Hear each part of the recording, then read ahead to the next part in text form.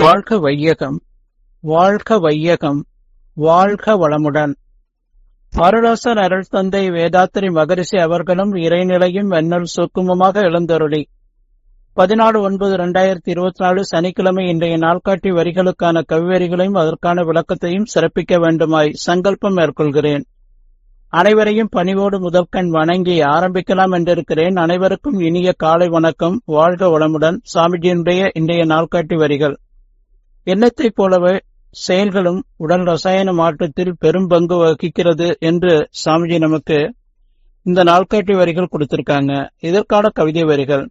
செயல் பேச்சு இரண்டுக்கும் எண்ணம் மூலம் சிந்தனையால் எண்ணத்தை ஆய்ந்து தேர்ந்தால் செயல்களெல்லாம் நலமளிக்கும் வகையில் காத்தால் சிவகருணை சீவனிலை துளிர்க்கும் அன்றோ செயல்களில் விளைவாக சிவத்தின் செய்கை சீரமையும் உண்மையினை உணர்ந்து போற்ற செயல்களெல்லாம் சிவ பூஜையாகும் தேர்வோம் சிறு தெய்வம் சிலை மந்திரம் பொருள் வெற்றிக்கே என்று சாமிஜி ஒரு கவிதையில கொடுத்திருக்கிறாங்க. சாமி சொல்லுவாங்க, உணவு, உறக்கம், உழைப்பு, உடலுறவு, எண்ணம் ஐந்தின் வகை தெரிவான் கட்டே உலகு என்று இந்த வரிகளை சொல்லுவாங்க.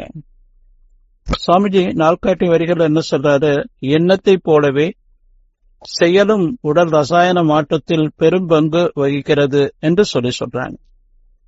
பொதுவா உணவு, உறக்கம், உடலுறவு, உழைப்பு, எண்ணம். நாம எண்ணம் முரணான எண்ணம், அது பேராசையா, சினமா, கவலையா, அதுவே நான் யார் என்ற அந்த உணர்வை நாம அந்த நிலையில இருந்து இந்த துன்பத்துக்கு எல்லா காரணம் அந்த முரணான எண்ணம் தான் என்பது நமக்கு தெரியும். ஒரு முரணான ஒரு எண்ணம் அதுதான் பேராசையா உருவெடுக்குது. அந்த ஆசைக்கு தடை வரும்போது சினம் செல்லாத விடத்து அப்படியே நாம ஒரு மன கவலையை ஏற்படுத்தி கொண்டு நாம வாழக்கூடிய அந்த ஒரு சூழல் எண்ணத்தால ஏற்பட்டு நம் உடல்ல ரசாயன மாற்றங்களை ஏற்படுத்துது. இது நம்ம எல்லோருக்கும் தெரியும்.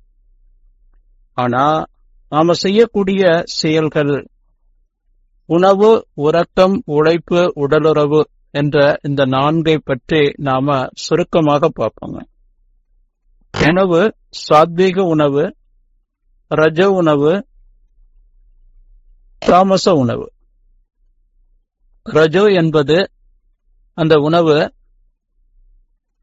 மாமிச உணவுகளை அதிகமாக எடுத்துக்கொள்ளக்கூடிய அந்த நாடுகளெல்லாம் இந்த உடல்ல அதற்கு ஏற்றாற் போல ஒரு ரசாயன மாற்றத்தை ஏற்படுத்தி அந்த கொடூரமான ஒரு மூர்க்கத்தனமான ஒரு எண்ணங்களை உடல்ல ஏற்படுத்தி அவர்களுக்குள்ள ஒரு ரசாயனத்தை உண்டு பண்ணுது. அதே போல சாத்வீக உணவு, உணவுல தாவரம், அதே போல இந்த தானியங்கள், இதெல்லாம் நாம சிறப்பாக அந்த சாத்வீக உணவை உண்ணும் போது நம் மனதுல ஒரு அமைதி ஏற்படுகிறது. அந்த சாத்வீகமான ஒரு குணம் நமக்கு கிடைக்கிறது, ரஜோகுணம். இது தமஸ். நாம இந்த ரெண்டுலையும் ஈடுபட்டு வாழ்ந்து கொண்டிருக்கக்கூடிய ஒரு நிலை. இப்போ இந்த மாதிரி உணவு உண்ணும் போது இந்த மாதிரி ஒரு ரசாயனத்தை நம்ம உடல்ல ஏற்படுத்துது என்பதை நாம எல்லோரும் புரிந்து கொண்டு நாம சாத்வீக உணவாக நாம உண்டு வரும்போது நாம அமைதிப்படுத்திக் கொள்ளலாம். நம் உடல்ல ஒரு அமைதி எப்பவுமே இருக்கும். எனர்ஜி அதிகமாக செலவாகாத நம் உடல் ஆரோக்கியமாக இருக்கும். உறக்கம், நாம ஈவினிங்ல ஒரு 6-7 மணி போல உணவு சாப்பிட்டுட்டோம் அப்படின்னு சொன்னா அது வயிறுல ஓரளவு 2 மணி நேரத்துல ஜீரணம் ஆயிடும். இரவு படுக்க போகும்போது உறக்கம் வரும்போது அது சிறப்பு. அதே போல நாம உறக்கம் வந்ததுக்கு பிறகு அந்த உறக்கத்தை கடைத்து கொண்டு நாம் வேலையில ஈடுபடுறது, மற்ற வேலைகளை செய்யறது என்பது கூடாது. அளவான உறக்கம், காலையிலிருந்து இரவு படுக்க போற வரையிலும் உடல் நைய புடைக்க வைக்கிறோம். 3 வேளை சாப்பிடுறோம், இடையில ஏதாவது ஸ்நாக்ஸ் சாப்பிடுறோம். எல்லாம் இந்த உடலை நைய புடைக்க வச்சு வலுவிழந்த பகுதிகளை பூரா சரி செய்து நம் உடலுக்கு நல்ல ஒரு சக்தியை கொடுக்கக்கூடிய அந்த உறக்கத்தை நாம பாதிப்புக்குள்ளாக்க கூடாது. நினைச்சப்பெல்லாம் தூங்குறது அதுவும் தவறு.